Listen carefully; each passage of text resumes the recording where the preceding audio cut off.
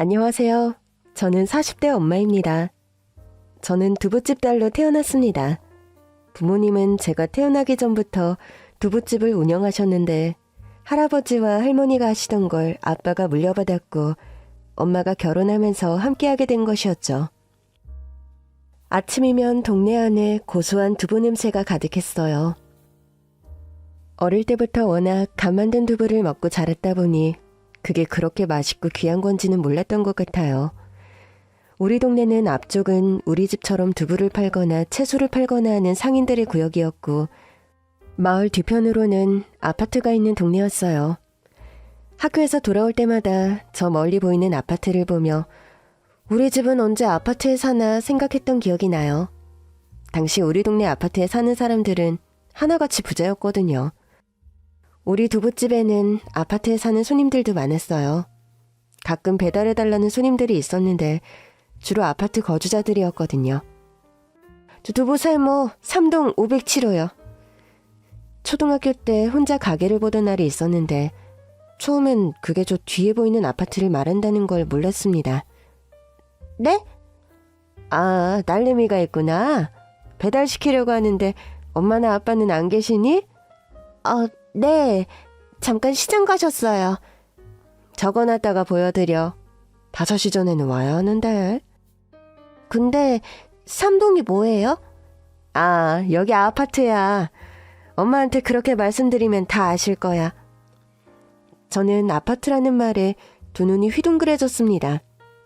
그날 저는 엄마를 졸라 배달을 하러 갔습니다. 아파트를 볼 기회잖아요. 그러나 눈으로 볼 땐 저 앞으로 보이던 아파트가 아무리 걸어가도 안 나오는 겁니다. 저는 결국 뜨끈뜨끈한 두부 세모를 든 채 길에서 엉엉 울고 말았죠. 그때 웬 남자애가 말을 걸더라고요. 야, 너 왜 울어? 아파트가 안 보여. 아파트? 저기 있잖아. 나 지금 집에 가는 길인데 같이 갈래? 그 남자애를 따라서 조금 더 걸으니 아파트 입구가 나왔어요. 몇 동인데? 3동. 3동? 우리 집도 3동인데? 혹시 몇 호? 507호. 어? 거기 우리 집인데? 그 남자의 덕에 저는 두부를 잘 배달할 수 있었고 가게로 돌아온 뒤 다시는 배달을 가지 않겠다고 했어요. 엄마는 제가 길을 잃을 뻔했다는 말에 노발대발 화를 내셨어요. 저라고 뭐 잃고 싶어서 이런 것도 아닌데. 그때 제가 초등학교 4학년이었거든요. 나중에 커서야 한 거지만 저는 길치였습니다. 커서도 길을 어지간히 못 찾았어요. 중학교 때도 버스를 잘못한 게 한두 번이 아니었습니다.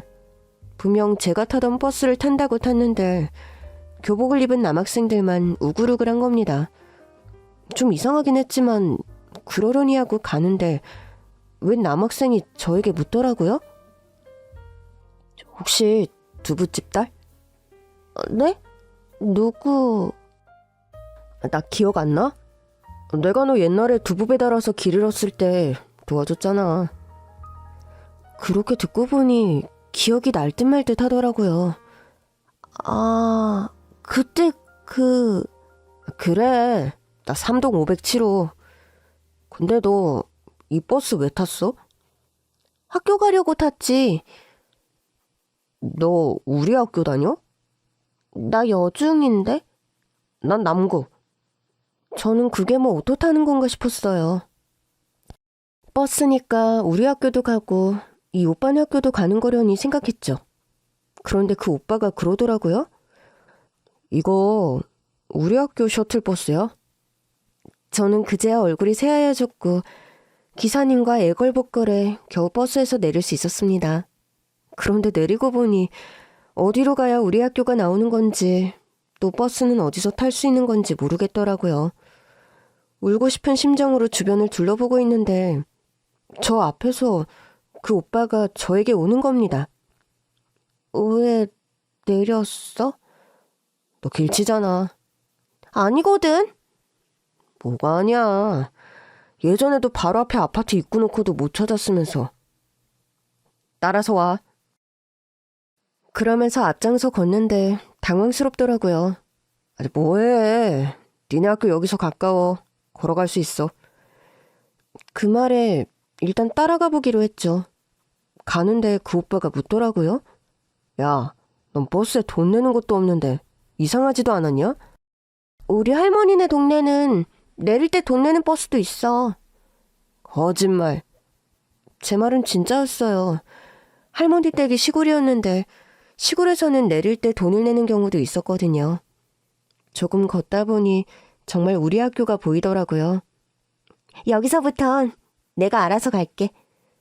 찾을 수 있겠어? 아니다. 그냥 내가 좀 지각하지 뭐. 따라서 와. 결국 그 오빠는 저를 정문 앞까지 데려다 준 뒤 돌아갔어요. 가면서 나중에 또 보자고 하더라고요. 무슨 소린가 싶었는데 어느 휴일 그 오빠가 우리 두부 가게에 왔더라고요. 두부 세모 주세요. 어머, 오랜만이다. 그새 이렇게 컸어? 가게에 나와서 아이스크림을 먹고 있었던 저는 화들짝 놀라고 말았죠. 그 오빠는 저를 보고도 모른 척 두부만 사가더라고요. 저는 좀 어리둥절했는데 그때부터 시작이었던 것 같아요. 한 번씩 두부를 사러 왔던 그 오빠는 몇 년이 지나 제가 20살이 됐을 때 군대에 간다며 인사를 하러 왔더라고요. 당분간 못 볼 거야. 잘 지내고 있어? 응, 잘 다녀와. 그런데 그가 선뜻 돌아서지를 못하는 겁니다. 그러더니 묻더라고요. 편지 써줄래? 그날 이후 문구점이 보일 때마다 예쁜 편지지를 샀습니다. 우리는 편지로 소통하기 시작했고 그가 전역한 뒤부터는 사귀기 시작했죠. 사귄 지 몇 년이 지났을 때 생각지 못한 소식이 찾아왔습니다. 나 임신했어. 정말? 어떡해? 뭘 어떡해? 결혼해야지. 그러나 저의 임신 소식을 들은 부모님은 크게 당황하셨죠. 그래서 결혼하겠다고? 아기도 생겼으니까 내가 그 집에 대해 들은 게 많아서 그래. 그 집 엄마가 보통 여자가 아니라더라. 내 남자친구는 안 그래. 내가 같이 살 사람은 남자친구잖아. 네가 결혼을 안 해봐서 그래. 시어머니 자리가 얼마나 중요한 건데. 그럼 뱃속의 아기는 어쩌고. 엄마의 걱정과 별개로 저와 남자친구 사이는 그저 달달하기만 했어요. 남자친구는 하루라도 빨리 저를 시댁에 인사시키고 싶어 했습니다. 일단 장인어른 장모님께 인사부터 드릴까? 그러지 말고 자기 집 먼저 가자. 엄마가 결혼을 반대한다는 얘기는 차마 못하겠더라고요. 남자친구의 태도만 봐도 시댁에서 저를 반대할 것 같은 분위기가 아니더라고요. 엄마도 안심시킬 겸 엄마 몰래 시댁에 먼저 인사를 하러 갔죠. 안녕하세요, 어머니. 어머니? 누가 들으면 벌써 결혼이라도 한 줄 알겠다. 저는 당황스러워했습니다. 남자친구는 저보다 더 당황스러워하더라고요. 엄마, 갑자기 왜 그래? 내가 우리 애기 생겼다고 결혼하겠다고 했을 땐 데리고 와보라고 했잖아. 혼전 임신이 무슨 벼슬이야? 애만 가지면 다 결혼하냐고. 수준이 맞아야 결혼을 하지. 두부집 딸이라며. 네. 우리가 니네 집 단골 좀 해줬다고? 감히 내 아들이랑 결혼할 생각을 해? 엄마, 그게 무슨 말이야. 내가 먼저 좋아해서 고백했어. 그럼 좀 만나다 말 것이지. 임신은 왜 시켜? 응? 예비 시어머니의 막말은 계속됐고 결국엔 드라마에서나 보던 일까지 벌어지고 말았죠. 이해했다. 이거나 먹고 떨어져. 예비 시어머니는 제 얼굴에 돈봉투를 집어던졌습니다. 시댁은 금융업에 종사하는 가부집이었어요. 두부집 딸내미가 시집을 온다고 하니 성에 안 차는 심정은 이해할 수 있었습니다. 차마 화도 못 내고 한숨만 내쉬는데 남자친구가 불같이 화를 내더라고요. 엄마, 대체 이게 무슨 짓이야? 집을 나오는 길 남자친구는 저에게 연신 사과했어요. 우리 엄마가 원래 저런 사람이 아닌데 미안해. 내가 엄마한테도 가서 얘기 잘할 거니까 자기는 걱정하지 말고 있어. 알겠지? 그러나 집으로 돌아온 저는 한숨만 나오더라고요. 엄마의 말이 모두 사실이었으니까요. 시댁의 반대와 저의 고민으로 인해 결혼이 차일피일 미뤄지는 사이 배는 점점 불러왔습니다. 결국 결혼을 안 할 수가 없었죠. 결혼 후 저는 예쁜 딸을 낳았어요. 비록 시댁과의 관계도 새신랑을 못마땅해 하는 친정과의 관계도 무언나 쉽지 않았지만 딸은 저와 남편 그리고 친정과 시댁 사이의 유일한 연결고리였습니다. 물론 시댁에 갈 때마다 가시방석이었죠. 그래도 어떡해요. 우리 딸은 너무나 예뻤고 남편도 제 편인데 무서울 건 없었어요. 그러나 시어머니의 구박은 날이 갈수록 심해져 나중에는 저는 빼고 딸과 남편만 왔으면 좋겠다는 통보까지 하시더라고요. 아니, 꼭 너까지 와야겠니? 늙은 시엠이 혈압 올라 쓰러져야 속이 시원하겠어? 엄마, 무슨 말을 그렇게 해. 당연히 이 사람도 우리 가족인데 와야지. 가족은 무슨? 애 가져서 부잣집에 시집 오니까 아주 살판 났지. 엄마 그만 좀 해요. 나중에 우리 딸이 자라서 할머니가 엄마한테 이렇게 한 거 알면 좋아할 것 같아? 그럼에도 남편은 언제나 제 편이었어요. 그런 날이면 집에 돌아와 제 어깨도 주물러주고 발 마사지도 해주며 제 비위를 맞추려고 엄청 애썼거든요. 사실 그런 남편에게 발 마사지를 받고 있으면 시어머니에게 보란 듯이 보여주고 싶었습니다. 이것 봐라. 당신 아들이 날 사랑해서 이렇게까지 한다. 물론 보여줄 수는 없었죠. 아마 그 모습까지 봤다면 가뜩이나 절 못 잡아먹어서 안달인 시어머니가 절 가만뒀을 리가요. 그렇게 몇 년이 흘러 딸이 유치원에 다니던 어느 날이었어요. 유치원에서 전화가 왔는데 딸이 병원으로 이송 중이라는 겁니다. 병원으로 가보니 딸이 사지를 못 쓰고 있는 거예요. 선생님, 우리 애가 왜 이래요? 유치원에서 갑자기 픽 쓰러졌는데 병원에 데리고 와보니 선천적인 병이 있는 것 같대요. 네? 그럴 리가요. 매년 건강검진도 다 받았는데 아무 문제 없었어요.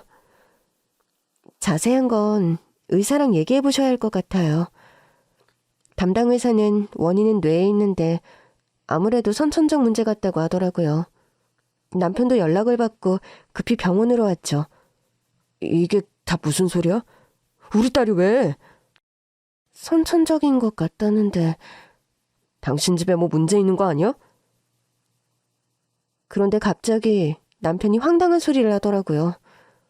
그게 무슨 소리야? 우리 딸이 저렇게 된 게 내 탓이라는 거야? 우리 집은 대대로 부자인데다 다들 건강한 체질을 타고났어. 선천적인 거라며. 우리 집이 아니니까 당신 집이 문제인 거 아니야. 당신 지금 그게 나한테 할 소리야? 겨우 두부집 딸내미 데려다가 부잣집 며느리 만들어줬는데. 당신 어머니는 매번 나한테만 뭐라고 하잖아. 우리 딸 좀 구박 안 받게 잘하라고. 이래놓고 구박 안 받기를 바래? 그럼 어머니가 날 구박하는 게 당연하다는 거야? 앞으로는 더 받겠네. 겨우 손녀 하나로 점수 따고 했었는데 손녀까지 저렇게 만들었으니. 남편은 딸의 병이 제 탓이라며 저를 몰아세웠고 아픈 딸의 얼굴은 보지도 않은 채 돌아가 버렸습니다. 딸의 병은 하루아침에 나을 수 있는 게 아니었어요. 그렇게 몇 달을 병원 신세를 지고 있는데 시어머니가 처음으로 병원에 오신 겁니다. 어머니 오셨어요? 애는? 지금 약 먹고 자요. 아니, 언제까지 병원에 두라는 거니? 병원에 둔다고 다시 사지를 쓸 수 있는 것도 아닐 거 아니야. 지금 상태가 안 좋아서. 병원비가 얼마씩 나오고 있는지 알기나 해? 네? 그건 남편이 내고 있는데. 걔 돈이 내 돈이지. 뭐 그 주머니는 딴 주머니인 줄 알아? 내가 이래서 수준 맞는 집이랑 결혼해야 한다고 한 거야. 남편 돈이라고 아까운 줄도 모르고 쓰는 거지? 어머니, 이건 우리 딸 치료비잖아요. 제가 언제 명품 하나라도 사본 적 있어요? 명품? 네 주제에 무슨 명품 타령이야. 아무튼 어차피 못 고칠 거면 퇴원시켜. 할 일 없는 네가 집에서 온종일 보면 되잖아. 지금 수술할 수 있는 상태가 되기를 지켜보는 중이에요. 내가 미쳤지. 아유, 내가 필사적으로 말렸어야 했어. 저렇게 흠덩어리인 걸 좋다고 데려올 땐 언제고 이제야 이혼을 하겠다고 하니. 아유. 네? 아직 네 남편한테 못 들었냐? 네 남편 너랑 이혼한다더라. 사실 시어머니의 말을 믿지 않았어요. 워낙 결혼 후에도 막말을 많이 하셨던 분이라 이참에 우리 부부 사이를 완전히 갈라놓으려고 하시는구나 생각만 했었거든요. 물론 남편은 딸이 입원한 뒤로 연락도 받지 않았고 가끔 집에 가도 얼굴을 볼 수가 없었어요. 딸의 병원비는 남편이 준 카드와 통장에서 쓰고 있었죠. 그런데 중간 병원비를 계산하려고 하는데 카드도 정지돼 있고 통장에도 잔고가 없는 겁니다. 이럴 리가 없는데? 다른 카드는 없으세요? 저 병원비 계산 이따 저녁에 해도 되죠? 네, 그럼요. 아무래도 집에 갔다 와야 할 것 같더라고요. 생활비로 쓰던 통장과 카드만 챙겨왔는데 갑자기 카드도 안 되고 통장 잔고마저 비어버리니 당혹스러웠습니다. 집으로 가면서도 남편에게 연락을 해봤는데 여전히 연결되지 않았어요. 급히 집에 도착했을 때였습니다. 집안에서 이상한 신음이 들리더라고요. 그 소리는 안방으로 갈수록 더 가까워졌고 설마 제가 집에 없는 사이 도둑이라도 든 건가 싶었습니다. 심장이 다 벌렁거리더라고요. 조심스럽게 안방문을 열었을 때 저는 벌거벗은 남편이 보였습니다. 그리고 차마 입에 담을 수 없는 광경이 펼쳐져 있었죠. 그 순간 얼마나 놀랐던지 저는 방문 앞에 서서 그 둘이 저를 발견할 때까지 넋을 놓고 서 있었어요. 뒤늦게 절 발견한 남편이 기겁하면서 침대에서 떨어지더라고요. 둘 다 당장 나가. 여보, 내 집에서 당장 나가라고. 아니, 당혹스러운 건 알겠는데 그건 아니지. 이건 내 집이잖아. 뭐?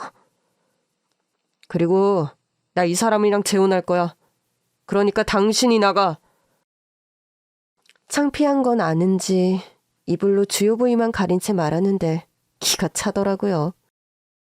남편이 태도를 바꾸자 상간녀도 당당한 척 침대에서 저를 보더군요. 저는 결국 지갑이든 가방만 들고 집을 나왔습니다. 저랑 남편이 쓰던 침대에 낯선 여자가 벌거벗고 있던 모습이 잊히질 않더라고요. 다음 날 남편이 병원으로 찾아와 이혼 서류를 내밀더라고요. 그런 꼴을 보인 건 미안하게 생각해. 먼저 서류 정리를 해야 했는데. 이제와 그렇게 말하면 불륜이 사랑이 돼? 난 사랑이야. 그래? 그렇게 당당한데 왜 나한테 말을 못했어? 지금 하고 있잖아. 그냥 적절한 시기를 기다리고 있었던 것뿐이야. 그러셔. 지금이 적절한 시기는 맞고? 돈 때문에 그러지. 근데 우리 집은 원래 돈이 많았고 당신이 내 재산 증식에 기여한 바가 없잖아. 근데도 위자료를 바래? 우리 딸 치료비는? 이제 나랑 상관없지. 당신네 집 때문에 애가 저 모양으로 태어난 건데 내가 그것까지 책임져야 하나? 정말 오만정이 다 떨어져서 이혼을 안 할 수가 없더라고요. 그래도 그 사람이 원하는 대로 해주기 싫어서 일단은 서류만 놓고 가라고 했습니다. 가뜩이나 열받는데 해달라는 대로 다 해줄 수는 없잖아요. 그런 뒤 잠든 딸을 보는데 마음이 무너지더라고요. 며칠을 고민하다가 결국 남편에게 연락했어요. 이혼 서류에 도장 찍어서 보낸다고요. 딸을 위해서 좋은 마음을 갖기로 했어요. 내가 좋은 마음을 먹어야 우리 딸이 좋아질 거라고 믿었거든요. 직접 얼굴을 보고 싶지 않아서 둔기로 서류를 보내고 병원으로 돌아왔는데 담당 의사가 그러는 겁니다. 수술을 시도해봐도 될 것 같습니다. 정말이에요? 네, 조금 전에 상태를 체크해봤는데 수술 가능할 것 같아요.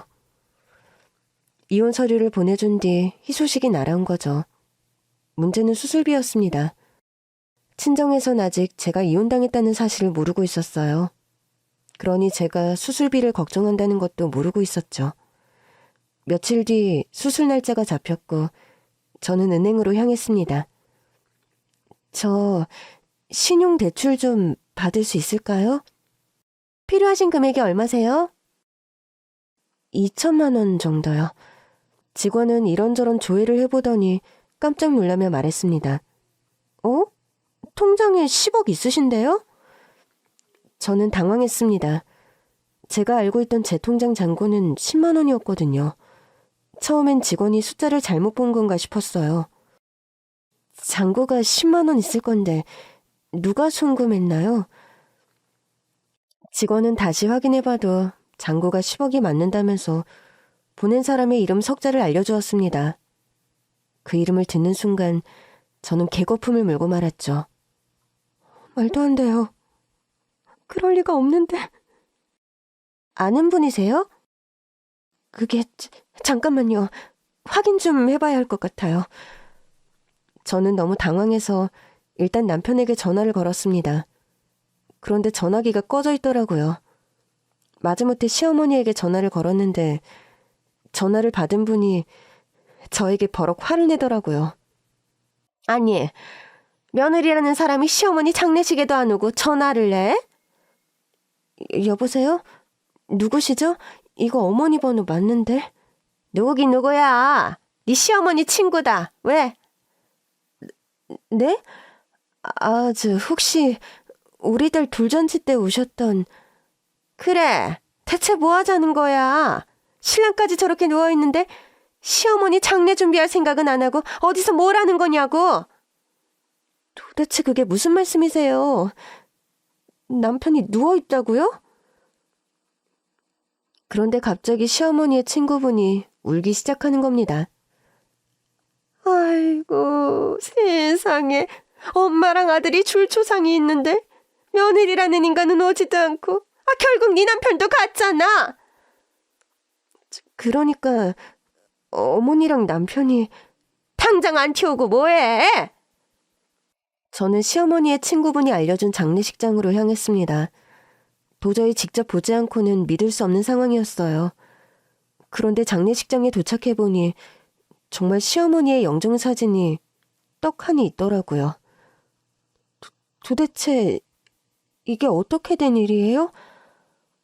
아니, 왜 소식도 모르고 산 사람처럼 이래? 이혼이라도 했어? 그때 다른 시어머니의 친구분이 저에게 와서 손을 잡더라고요. 야, 너 모르면 가만히 있어.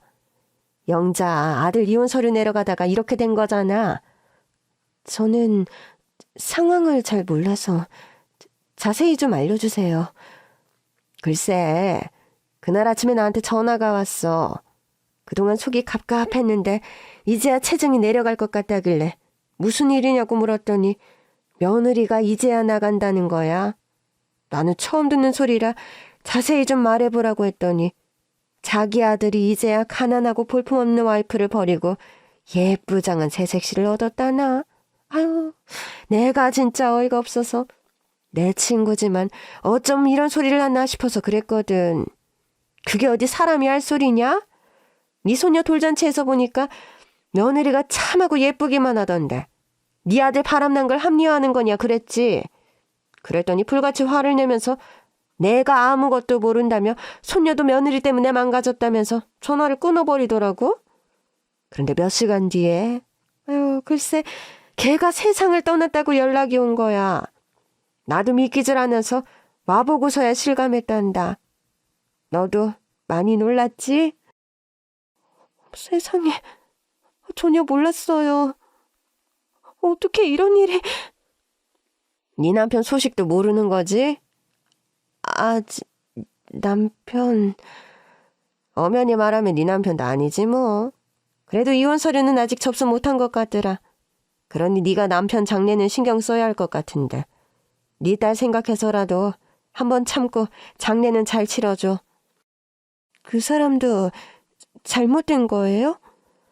영자 떠나고 중환자실에서 하루 정도는 더 버텼다는데 오늘 새벽에 떠났대.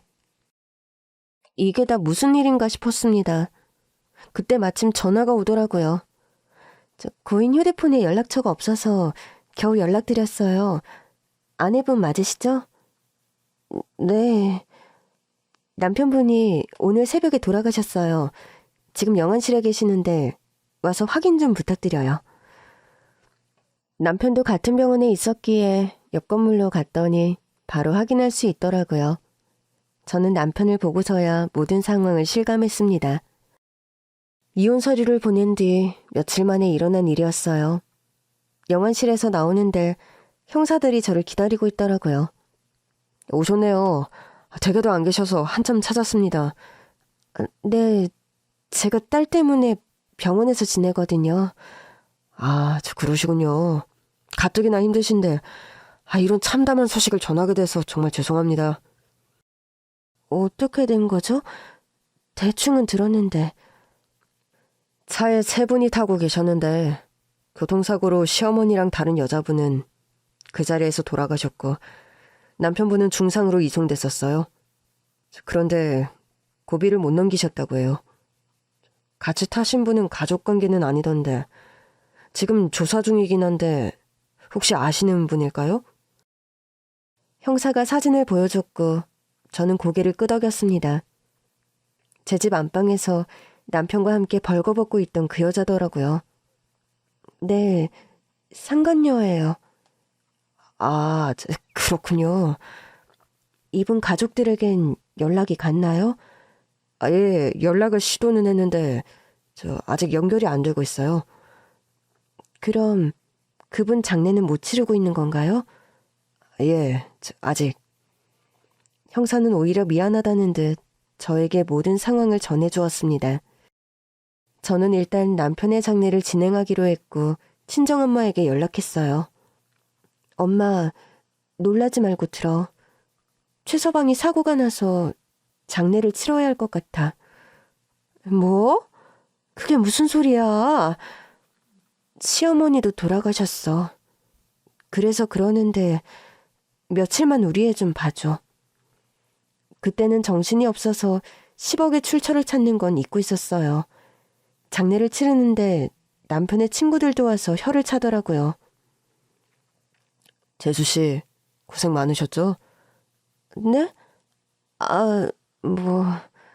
세상에, 얼마 전부터 친구 모임에 상간녀를 데리고 나오길래 저러다 천벌 받지 싶더라니.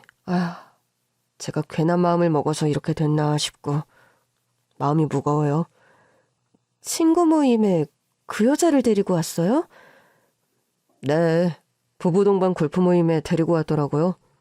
지금껏 한 번도 재수씨랑 안 오길래 왜 안 오냐고 물었더니 재수씨는 골프에 관심이 없다고 그래서 그러려니 했거든요.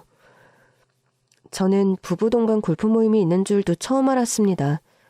물론 골프에 관심을 가져본 적은 없었어요. 남편도 권한 적은 없었고요.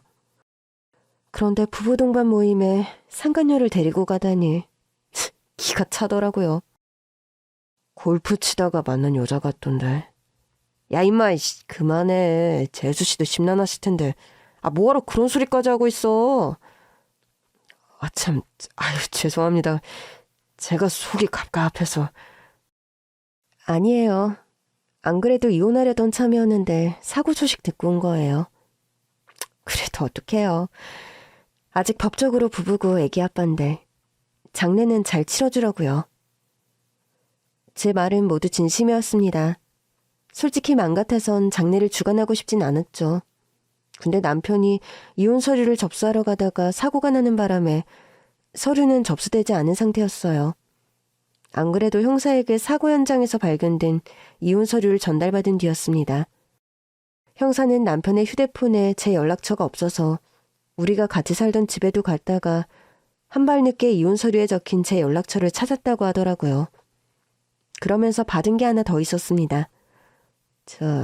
이거 현장에서 상간녀가 차고 있던 귀중품인데 혹시 아시는 물건일까봐 확인 좀 부탁드리려고요. 보는 순간 알았습니다. 그건 제가 결혼할 때 받은 예물이었어요. 다이아몬드 목걸이, 반지, 귀걸이 세트였죠. 이걸 그 여자가 하고 있었어요? 예, 혹시... 아니요, 제 거 아니에요. 분명 제 것이었지만 아니라고 했습니다. 그 여자가 찾던 걸 돌려받고 싶지도 않았고 이제와 결혼식 때 받은 귀중품이 무슨 소용인가 싶었거든요. 다만 속에서 천불이 나는 것 같았죠. 그 둘이 침대에서 엉켜있는 걸 봤을 때도 이렇게까지 속이 뒤집히진 않았던 것 같아요. 내 방 내 침실에 다른 여자를 데리고 온 것도 모자라 우리의 사랑의 결실이었던 결혼 예물을 그 여자에게 줬다니. 정말 남편에게 미련 한 가닥도 남기지 않을 수 있겠다 싶었죠. 장례를 마치고 딸의 병실로 갔더니 엄마가 한숨을 쉬더라고요. 밉다 했지만 그래도 너랑 잘 살길 바랐는데. 아니, 애가 이렇게 된 건 왜 나한테 말을 안 한 거야? 말했으면 엄마는 또 그랬을 거 아냐. 그것 봐라. 내가 결혼하지 말라고 하지 않았냐. 그런 결혼을 하니까 애까지 이렇게 되지 않았냐. 얘 좀 봐. 내가 왜 그런 소리를 해. 이게 네 결혼이랑 무슨 상관이라고. 나 이혼하려고 했었어. 남편 바람나서. 뭐? 근데 그것도 말을 안 했단 말이야? 내가 진짜 견디기 힘들었던 게 뭔지 알아? 세상에 하나뿐인 엄마마저 내 편이 아닌 것 같아서. 내가 잘못된 선택을 할 수도 있지. 엄마는 뭐 다 옳은 선택만 하고 살았어? 내가 왜 네 편이 아니야. 네 편이니까 속이 상해서 그러는 거지. 알아. 아는데 나도 내가 한심해. 근데 엄마까지 내 탓을 하면 나 누구한테 내 속을 말해. 나까지 네 탓을 하다니 그게 무슨 소리야. 우리 애가 저렇게 된 게 내 탓이래. 전부 다 내 탓이래. 아니, 무슨 그런 놈이 다 있어. 그래 놓고 저는 바람 피우고? 저는 처음으로 엄마에게 제 암울했던 결혼 생활에 관해 이야기하며 펑펑 울었습니다. 엄마도 같이 우시는데 괜한 소리를 했다 싶더라고요.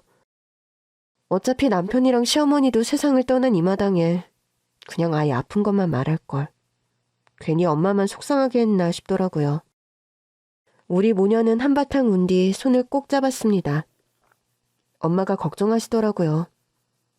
그나저나 이제 네 남편도 없고 의사가 와서 그러던데 수술 날짜 잡혔다고? 맞다. 엄마가 어떻게든 마련해볼게. 아니지 엄마, 그게 아니라 내가 우리 소녀를 위해서 내 몸뚱이가 부서져도 수술비는 마련한다. 엄마는 두 주먹까지 쥔 채 세상 비장한 표정을 짓고 있었어요. 저는 엄마를 말리며 말했습니다. 나 통장에 10억 있어. 엄마가 깜짝 놀라더라고요. 널 그렇게 구박했으면서 시댁에서 종잣돈이라도 준 거야? 아니면 위자료? 위자료는 무슨... 그 사람 내가 자기 재산에 기여한 게 뭐가 있냐고. 자기네 집이 원래부터 부자였으니까 위자료는 바라지도 말라고 하더라. 심지어는 우리 딸 수술비도 안 주겠다고 했어. 뭐야? 그럼 10억은 어디서 난 거야? 복권이라도 당첨됐어? 아니, 보험금이 들어왔어. 남편이랑 시어머니 거. 어? 그래서 수술비는 있어. 그러니까 걱정하지 말라고. 아니, 그 인간들이 너한테 도움이 되기도 한다. 나라고 알았겠어. 원래는 신용대출이라도 받아보려고 은행에 갔는데 글쎄 통장에 떡하니 10억이 있잖아. 세상 떠난 사람들한테는 좀 미안하지만 수술비는 걱정할 거 없으니 잘 됐다. 그래서 장례도 잘 치러주고 왔어. 잘했어. 마음 예쁘게 먹어서 너한테 나쁠 게 없어. 우리 손녀 수술 잘 돼야 하니까 그것만 생각하자. 며칠 뒤 딸은 수술에 들어갔어요. 뇌수술이다 보니 반나절이 꼬박 걸리더라고요. 엄마는 집에서 도시락을 싸우셨더라고요. 너 얼굴이 지금 반쪽이야. 장래에 수술까지. 제대로 먹고 쉰 적도 없잖아. 일단 밥은 먹자. 수술 끝나려면 아직 3시간은 남았잖아. 솔직히 안 넘어가. 안 넘어가겠지. 자식이 이런 거구나. 엄마도 나 키우면서 이랬어? 당연하지. 자식 일도 힘든데 넌 지금 남편이랑 시어머니까지 보냈잖아. 아무리 미웠어도 미운 정도 정이다. 사람 정 떼는 게 얼마나 어려운 일인데. 엄마의 말을 듣고서야 제가 왜 이렇게 힘든지를 알게 됐죠. 딸의 수술이 가장 힘들고 걱정스러운 부분이었지만 그 딸의 아빠였고 한때는 저를 무척 아껴주었던 사람이 세상을 떠났잖아요. 저를 구박하던 시어머니도요. 한순간에 사라진 사람들의 자리가 어깨를 짓누르고 있었더라고요. 저는 딸을 위해서라도 힘을 내기로 했습니다. 또 저를 걱정하는 엄마를 위해서라도 밥을 먹었어요. 밥을 먹고도 몇 시간이 지나서야 수술이 끝났습니다. 수술은 잘 됐나요? 일단 수술은 성공적입니다. 의식이 돌아와봐야 확실히 알 수 있겠지만 의식 회복 후 재활하면 신체도 점차 건강해질 거예요.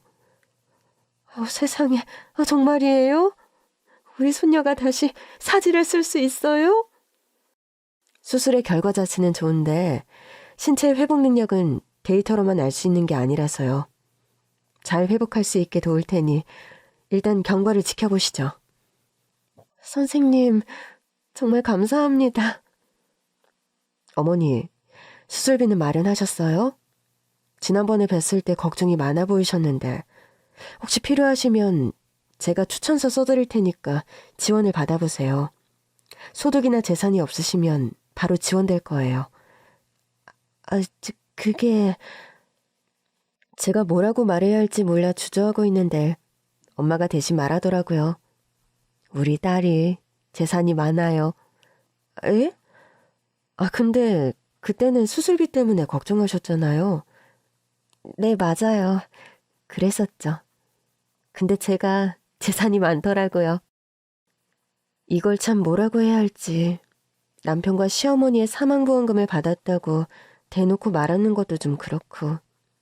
아무튼 저를 걱정해준 딸의 담당 의사에게 고마웠어요. 사실 저도 지원을 받을 수 있다는 건 알고 있었죠. 그런데 그때는 남편과 이혼 전이라 애기 아빠 재산이 많았거든요. 지원을 받을 수 있을 리가 없다고 생각했죠. 몇 시간 뒤 딸은 의식을 회복했습니다. 우리 딸, 엄마 알아보겠어? 응. 몸은 어때? 팔이랑 다리 느낌은? 그런데 딸이 아무렇지 않게 팔을 들더라고요. 엄마, 팔이 움직여. 저랑 엄마는 너무 놀라서 눈물을 쏟았고 딸은 어리둥절한 얼굴로 물었어요. 엄마, 나 다 나았어? 많이 좋아진 것 같아. 다리는? 딸은 발도 움직이더라고요. 세상에, 우리 딸 진짜 다 낫겠네? 다음날 딸의 상태를 살펴보던 담당 의사가 미소를 짓더라고요. 수술이 아주 잘 된 것 같네요. 선생님, 정말 감사해요. 아닙니다. 어머니께서 잘 버텨주신 덕분에 가능한 수술이었어요. 많이 힘드셨죠? 수술 못 받을까봐 그래서 걱정이었죠. 제가 아무것도 모르면서 괜한 걱정을 했네요. 선생님을 못 믿었던 건 아니에요. 제가 너무 아는 게 없어서 그랬던 거예요. 압니다. 절 믿고 버텨주신 거 다른 어머니들 같으면 벌써 제 멱살을 몇 번은 잡으셨을 거예요. 우리 애 좀 어떻게 해보라고. 절대 그럴 순 없죠. 근데 그러셔도 괜찮아요. 저도 죄송하거든요. 계속 기다려달라고 할 수밖에 없으니까. 덕분에 좋은 결과를 얻어서 저도 행복합니다. 아이들이 건강을 회복해서 병원을 나가는 건 제가 의사가 되고 가장 기다리는 순간이거든요. 정말 감사해요. 아직 퇴원까지는 멀었지만 재활 잘하면 곧 통원 치료로 전향할 수 있을 거예요. 선생님, 저희는 퇴원 안 서두를 거예요. 완치될 때까지 잘 좀 봐주세요. 그럼요. 걱정하지 마시고 회복 잘할 수 있게 옆에서 응원 많이 해주세요. 몇 달 뒤 저는 딸을 데리고 퇴원했습니다. 그리고 저와 딸이 향한 곳은 제가 남편과 살던 집도 친정도 아닌 지방에 있는 전원주택이었어요. 아니, 애 퇴원하고 어디로 가겠다고? 우리 애가 바다 좋아하잖아. 언제든 바다 볼 수 있는 곳으로 가려고. 그래도 너무 멀지 않아? 이제 내 소원은 하나야. 우리 딸이 건강하게 자라는 거 보는 거. 애가 뛰어놀 때는 몰랐어. 마음껏 뛰어놀 수 있는 환경이 필요하다는 거. 아파트 살 때는 애가 집에서 뛰면 밑에 집에서 연락 올까봐 전전긍긍하기만 했거든. 그러고 보면 우리 집도 두부가게 2층이어서 마음껏 뛰어놀며 살았는데. 그렇긴 하지. 너도 어릴 땐 아파트 살고 싶다고 우리 언제 아파트 사냐고 그래서 아빠랑 나랑 엄청 울었었다. 미안해. 나도 자식 낳아보고 나니 이제야 부모 심정을 알겠어. 어린 마음에 그랬겠지. 저 뒤로 보이는 아파트가 얼마나 멋있어 보였겠어? 근데 요즘 뉴스 보면 층간소음이니 뭐니 말이 많잖아. 보니까 마음 편하게 사는 것만큼 좋은 게 없어. 그럼 이제 엄마도 찬성? 아니, 그렇다고 꼭 지방으로 가야 하나 싶기도 하고. 너 혼자 일을 어떻게 보려고 그래. 가까이 있어야 엄마가 도와주지. 그래서 말인데 내가 재산이 100억이 넘잖아. 그래, 네 남편 재산에 사부인 재산까지 100억이 넘는다며? 지난 몇 달 사이 저는 남편의 재산을 상속받았고 남편에게 상속된 시어머니의 재산 또한 상속받았습니다. 물론 저와 딸이 함께 받은 거긴 해요. 생각지도 못한 유산을 상속받은 뒤 지방에 잘 지어진 전원주택을 샀어요. 딸의 요양과 제 마음 정리를 위해 딱이다 싶은 곳이었죠. 엄마랑 아빠도 같이 가는 건 어때? 응? 거기 가면 우리 가게는 어쩌고. 솔직히 요즘은 장사 잘 안 되잖아. 그나마 그 건물을 좀 사놔서 월세는 안 나가지만 늘 적자라며. 요즘은 다들 마트에서 두부를 사 먹으니까 가끔 손두부 먹고 싶다면 오는 손님은 좀 있어도 이웃 남길 정도는 아니지. 거기 가서 하면 되잖아. 거긴 시골 동네라서 더 잘 될 수도 있어. 시골 동네에서 두부 장사를 어떻게 하냐? 난 엄마랑 아빠가 이제 장사 좀 접고 쉬었으면 좋겠지만 종 하고 싶으면 조금씩만 만들어서 팔고 남는 시간엔 또 다른 취미도 가지면 되지. 다른 취미? 사실 저희 엄마 취미가 독서였어요. 두부 장사하면서 틈날 때마다 앉아서 책 읽는 모습을 많이 봤거든요. 요즘엔 시골 동네에서 책방도 많이 하더라고. 뭐? 두부랑 책을 팔라고? 뭐 어때? 두부 파는 책방. 엄마는 재밌다며 웃더라고요. 물론 제 얘기는 절반은 농담이었어요. 그러나 상속받은 재산을 우리 가족을 위해 잘 쓰고 싶었거든요. 마음이야 엄마가 편하게 책 읽고 집에서 먹을 두부 정도만 만들면서 살기를 바랐지만 저희 엄마가 평생 일을 해온 분이거든요. 일을 안 하면 늘 좀이 쑤신다고 하시는 분이라 소소하게라도 뭘 팔고 용돈 정도만 벌 수 있으면 만족하실 것 같았어요. 아무튼 아빠랑 얘기해 볼게. 아빠가 평생 해온 두부집을 두고 떠날지 모르겠다. 그러나 다음날 엄마가 어이가 없다는데 그러더라고요. 아빠는 무조건 소녀랑 같이 간단다. 그럼 뭐 어쩌니? 바늘 가는데 실도 가야지. 까짓것 해보자. 두부 파는 책방. 그렇게 전 엄마, 아빠, 딸과 함께 공기 좋고 언제든 바다를 볼 수 있는 지방으로 이사를 갔어요. 처음엔 딸이 좀 클 때까지만 지낼 생각이었는데 엄마의 두부 파는 책방이 너무 잘 되는 겁니다. 나 이번 달에 얼마 벌었는지 알아? 얼마 벌었는데? 사실 전 딸의 교육에 집중하느라 두부 파는 책방에는 많은 신경을 못 쓰고 있었거든요. 두부 잘 팔릴 때보다 더 팔아. 이 동네 할머니들 책을 얼마나 잘 사는지 모른다. 정말? 그래서 독서 모임도 좀 만들려고. 엄마는 저조차 예상하지 못한 방식으로 자신의 사업을 확장해 나갔고 저는 두 눈이 휘둥그레질 수밖에 없었습니다. 한편 아빠는 책에는 영 취미가 없으셔서 콩농사를 짓기 시작하셨죠. 그런데 아빠도 농사가 체질이셔서 첫 해부터 콩농사는 대박이었습니다. 아니, 우리 집은 다 시골 체질이야? 무좀 이래? 딸내미가 용돈 드린다고 그냥 취미로 하시라니까 다들 돈을 왕창 버네. 그럼 어떡하냐? 좋아하는 거라니까 돈이 막 들어오는 걸. 저는 엄마와 아빠를 보면서 한 가지를 배웠어요. 우리 딸에게도 좋아하는 걸 하게 해야겠다. 사지를 못 쓸 뻔했던 아이가 건강하게 학교에 다니는 것만으로도 감사해서 딸의 장래에 대해선 욕심이 없었어요. 그냥 애가 좋아하는 거, 하고 싶은 거라면서 알아서 자기 밥벌이도 하고 이 험한 세상도 헤쳐나가겠다 싶더라고요. 우리 딸은 두부 파는 책방에서도 마스코트 노릇을 톡톡히 하고 있어요. 애가 외할머니랑 계속 책을 읽어서 그런지 언어 능력도 좋고 손님들에게 말을 너무 잘 거는 거예요. 할머니, 책 읽어오셨어요? 그럼 나 이제 한글 읽을 줄 알아. 참 잘했어요. 엄마는 이제 한글을 못 읽는 동네 할머니들에게 한글 교육까지 하십니다. 우리 엄마가 이렇게 교육열이 뜨거운 사람인 줄 처음 한 거 있죠? 돌아보면 매번 같은 두부를 만드는데도 엄마는 늘 공부하는 마음으로 두부를 만들었어요. 덕분에 동네 안에서 맛을 인정받아 우리 가족이 먹고 살았던 거죠. 그렇게 평화로운 일상이 이어지고 있던 어느 날이었습니다. 갑자기 모르는 번호로 전화가 왔어요. 여보세요? 그러니까 목소리가 중년의 여자분 같았는데 처음에 말을 잘 못 꺼내더라고요. 장난 전화인 줄 알고 끊으려는데 그쪽에서 다급하게 말하더라고요. 저 남편분이랑 바람 피운 여자 엄마예요.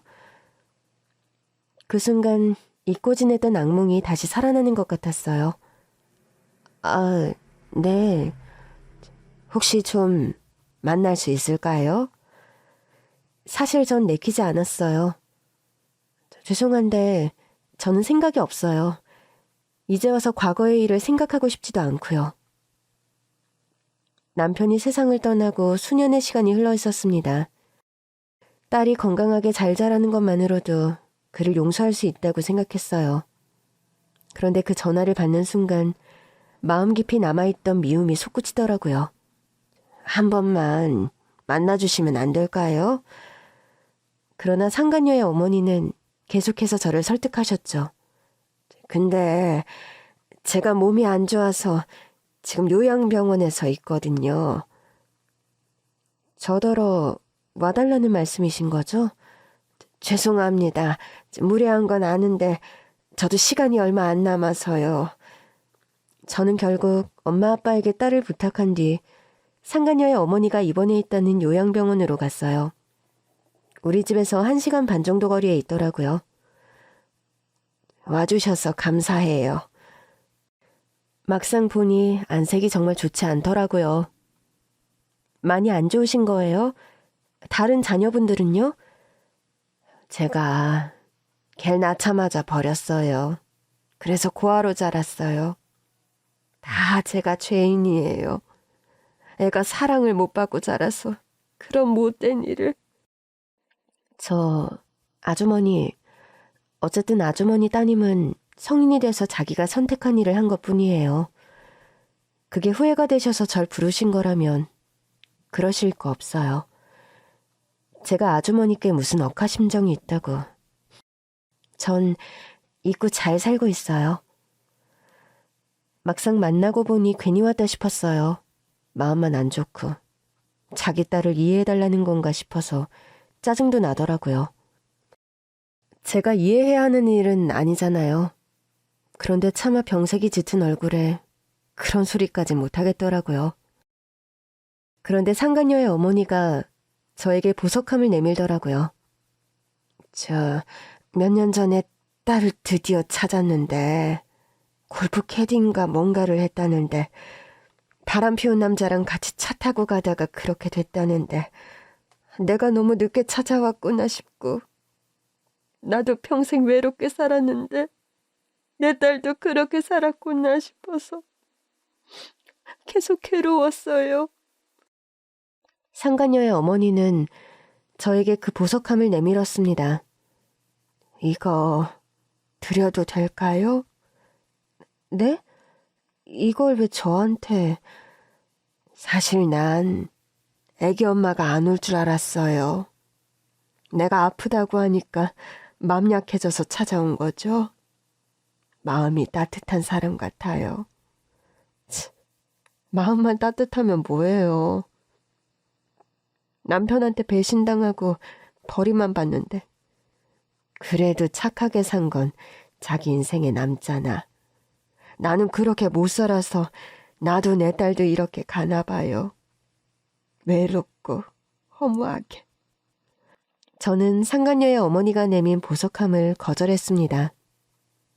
죄송한데 못 받겠어요. 이걸 제가 왜 받아요? 내 딸이 마지막으로 찾고 있었다는 보석이 있었는데. 저는 화들짝 놀라고 말았습니다.